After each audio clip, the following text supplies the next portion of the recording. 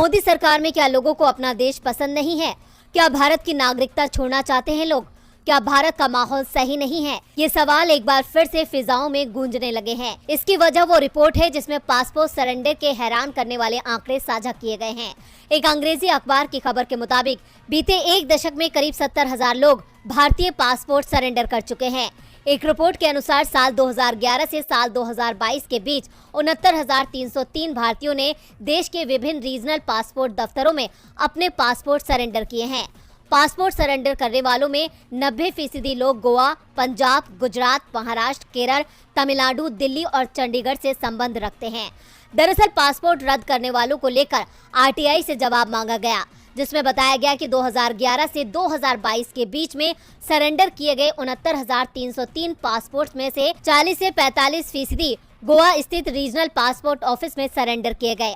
हालांकि गौर करने वाली बात यह है कि इस अवधि में भारतीय पासपोर्ट सरेंडर करने वालों की संख्या भारतीय नागरिकता छोड़ने वालों का सिर्फ एक फ्रैक्शन है। इस साल 24 मार्च को विदेश मंत्रालय में राज्य मंत्री वी मुरलीधरन द्वारा संसद में दी गई जानकारी के अनुसार 2011 से पिछले साल 31 अक्टूबर के बीच 16,21,000 से अधिक भारतीयों ने अपनी नागरिकता छोड़ी है। आरटीआई के तहत दी गई जानकारी में सिर्फ आरपीओ सरेंडर किए गए लोग ही शामिल हैं। इसमें विदेश में भारतीय दूतावासों और उच्च आयोगों में सरेंडर किए गए पासपोर्ट की संख्या नहीं है।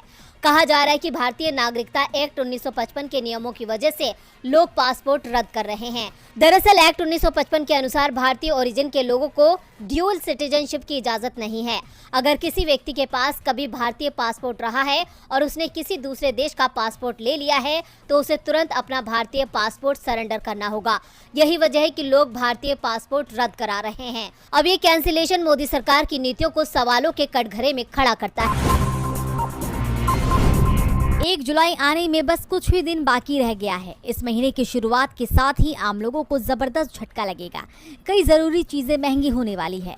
जो बदलाव हो सकते हैं उसमें एलपीजी सिलेंडर के दाम से लेकर सीएनजी पीएनजी के दाम तक शामिल है। पहला बदलाव, हर महीने की पहली तारीख को गैस सिलेंडरों की कीमत में बदलाव होता है।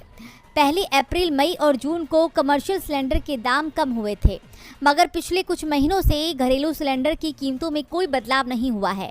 इस वक्त कमर्शियल के साथ साथ 14 किलो वाले एलपीजी सिलेंडर के दाम भी घटने की संभावना है। दूसरा बदलाव, 1 जुलाई 2023 से विदेश में क्रेडिट कार्ड से खर्च पर टीसीएस शुल्क लागू हो सकता है।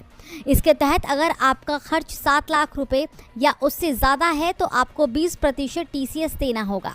शिक्षा और चिकित्सा से जुड़े खर्चों पर ये चार्ज कम होकर 5% कर दिया जाएगा।